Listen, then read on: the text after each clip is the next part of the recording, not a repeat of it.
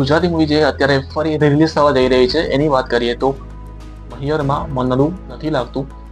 Gujarati movie જે evergreen કહી શકાય, ક્લાસિકલ મૂવી કહી શકાય, જે એક એવી મૂવી હતી કે જે એવી લવ સ્ટોરી જેવું સાંસ્કૃતિક એવી પારિવારિક ફિલ્મ આપણી સામે રાખી હતી 2001ની અંદર. 24 થી 25 વર્ષ પહેલા મજાના પ્રેમની કથા લઈને, પ્રેમની વાર્તાને લઈને આવી હતી કે જે સાથે મળીને, પરિવાર સાથે મળીને બેસીને જોઈ શકાય એવી પારંપરિક ફિલ્મ કનેક્ટ થઈ જાય, દિલ્હી સાથે અટેચ થઈ જાય એવી આ વાર્તા, એવી આ કહાની.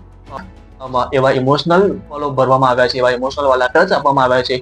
ફેમિલીની સાથે પણ અટેચમેન્ટ વાળા ફલ આપણને આપવામાં આવે છે. ખુશી દુઃખ વાળા થોડા સંકળાઈ જશે આપણને એવું આ મૂવીની અંદર મીઠાશ, તીખાશ, હસવું, રડવું બધું જ આની અંદર એકજૂટ કરીને એક સમ પ્રમાણમાં ઉમેરાઈને તમારી સામે પેશ કરી હતી 2001ની અંદર.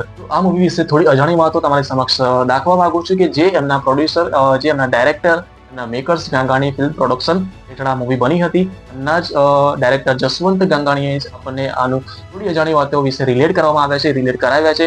એ વિશે આપણે થોડું જાણકારી લઈ લઈએ. 12 સપ્ટેમ્બર આવવાની છે આ મૂવી, તેના વિશે થોડી જાણકારી આપણે લઈ લઈએ કે આ મૂવીનું જે બજેટ છે, ટોટલ બજેટ, આ મૂવીનું ટોટલ બજેટ 1,40,00,000 રૂપિયા આ મૂવીનું બજેટ એ ઘડીએ એ સમયની અંદર આ લોકોએ જુટાવ્યું હતું, હિંમત કરી હતી, મૂવીને બનાવવાનો સાહસ કર્યો હતો. એ સમયે 1,40,00,000 રૂપિયા.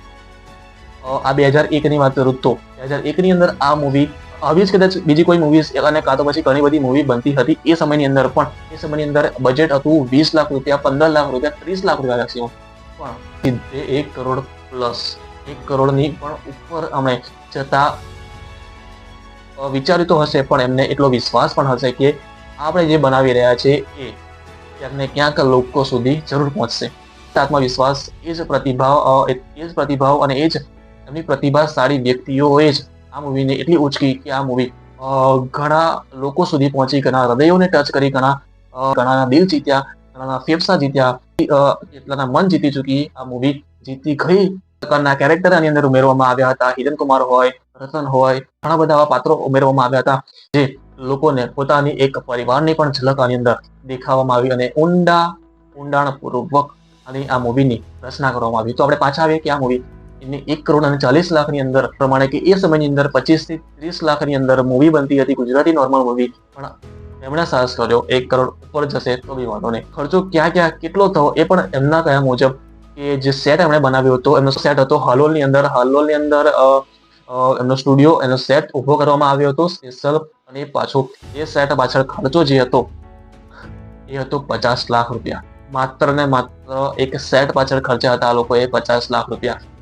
ઘણા બધા લોકો માત્ર સેટ જોવા માટે ભેગા થતા હતા, જોવા માટે આવતા હતા, માત્ર સેટ જોવા માટે આવતા હતા કે કેવો સેટ બનાવ્યો હશે 50 લાખમાં.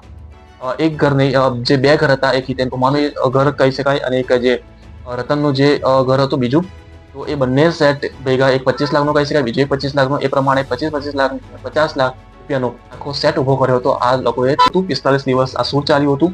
45 દિવસની અંદર એમણે કેટરિંગમાં નહીં પણ એમણે રસોડું ત્યાં આગળ જ ઊભું કર્યું હતું. ત્યાં આગળ જ પોતાને પાકું ભોજન કહી શકાય, આપણા ઘર જેવું જ ભોજન પીરસવાનું આમના ફિલ્મ મેકરે ડિસાઇડ કર્યું હતું કે ઘર જેવું જ પૌષ્ટિક આહાર, પૌષ્ટિક ભોજન આપણે પીરસવાનું છે બધા જ એક્ટરથી લઈને બધાને, જે પણ સપોર્ટિંગ કાસ્ટ છે બધાને. અને એટલા માટે આ મૂવી જે અને પાછળ રસોડાનો ખર્ચ 11 લાખ રૂપિયા થયો હતો એ ઘડીએ. જી હા, 11 લાખ રૂપિયા રસોડાનો ખર્ચ 45 દિવસ માટેનો. રાજસ્થાનની અંદર એ લોકો 10 થી 12 દિવસ ભટક્યા એક સોંગ માટે. સાહેબા મને નિંદરડી ના આવે રે સોંગ આ મૂવીનું છે. એ મૂવીના સોંગ માટે આ લોકો ઘણા ફર્યા. રાજસ્થાનની અંદર 10 થી 12 દિવસ ભટક્યા, પણ એમને એક એવું નેચર જોઈતું, એવું વાતાવરણ જોઈતું હતું અને એવું કુદરતી નિખાલસવાળું વાતાવરણ જોઈતું હતું કે જે ધરતી, ફાટેલી ધરતી હોય, સૂકા છોડ હોય અને તળાવ પણ હોય, એવી એક પ્રાકૃતિક જગ્યા આ લોકોને એમને શોધમાં ફર્યા પણ એમને ક્યાંય રાજસ્થાનની અંદર જડી નહીં 10 થી 12 દિવસની અંદર. અને છેવટે તે લોકો આવીને અટક્યા રાજપીપળાની અંદર.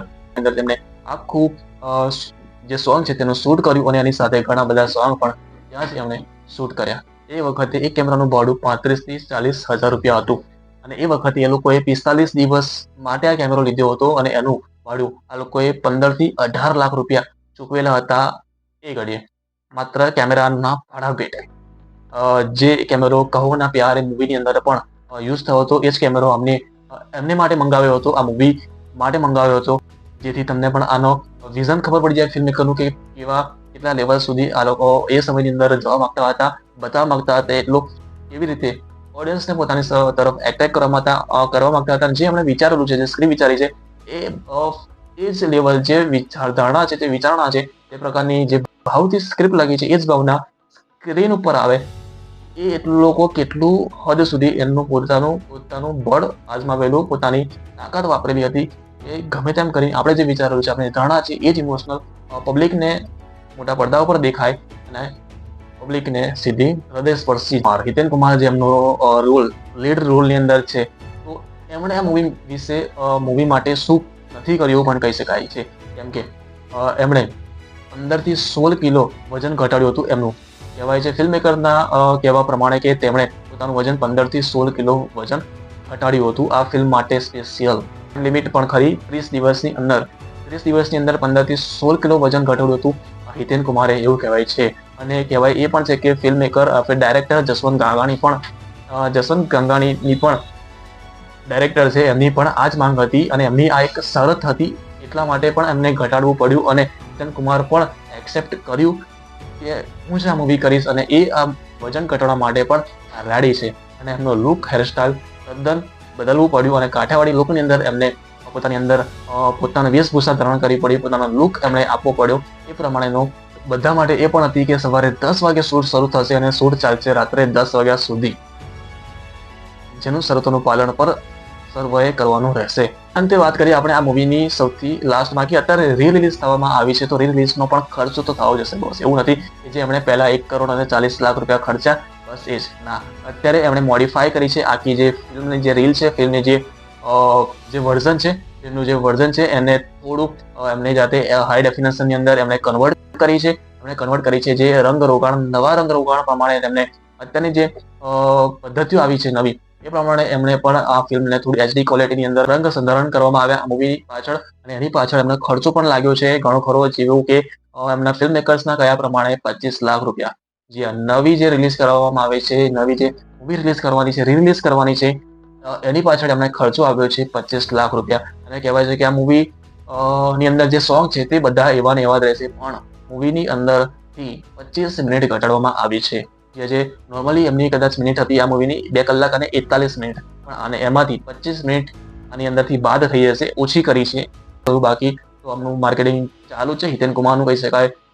દરેક અમને સોશિયલ મીડિયા પરથી સૌનું આનું માર્કેટિંગ ચાલુ છે. તો આપણે જોઈએ કે આ મૂવી કેટલું દર્શકોને આકર્ષિત કરી શકે છે, શું નવી જનરેશનની પણ આ મૂવી આકર્ષિત કરી શકે છે કે નહીં, કે પહેલાની ઓડિયન્સ જ અત્યારે ફરીથી એટ્રેક્ટ આ મૂવી તરફ જાય છે કેમ, શું સૈયારાવાળી ઓડિયન્સ શું આ મૂવીને એક્સેપ્ટ કરશે, કે આ પ્રકારનો પ્રેમને એક્સેપ્ટ કરશે, કે આ જેની અંદર એક નિખાલસ છે, આની અંદર એક એવું જે કોમેડી તો કહી શકાય, પણ કોમેડી એ પ્રકારની છે કે એકદમ નિખાલસ પ્રમાણેનું હાસ્ય આપણને આપી જાય એવી છે. એક વસ્તુ રહી ગઈ કે મૂવીનું બજેટ તો આપણને ખબર પડી, પણ મૂવીનું કલેક્શન પ્રોપર કેટલું થયું છે એ ક્યાંય નથી, કોઈ પણ સોશિયલ મીડિયા પર નથી, કે ક્યાંય પણ ઇન્ટરનેટ ઉપર પણ આની કોઈ પણ માહિતી નથી કે આ મૂવીએ કલેક્શન કેટલું કર્યું છે. સ્પેસિફાઈ કે આંકડો તો ક્યાંય પણ મોજૂદ નથી. બાકી ફિલ્મ મેકર્સના કયા પ્રમાણે કે શરૂઆતના 2 દિવસની અંદર આ મૂવી નહીવત ચાલી હતી, પણ એ પછી એકદમ ઉછાળો આવ્યો હતો અને ઘણા સપ્તાહો સુધી આ મૂવી થિયેટરની અંદર રનિંગ સક્સેસફુલ ચાલતી હતી. પણ એ આંકડો નથી આપણી સામે હજુ સમક્ષ કે એ મૂવીએ કલેક્શન કેટલું કર્યું હતું, કેટલું એમને વળતર પાછું મળ્યું હતું, એ આપણને આંકડો ક્યાંય પણ નથી.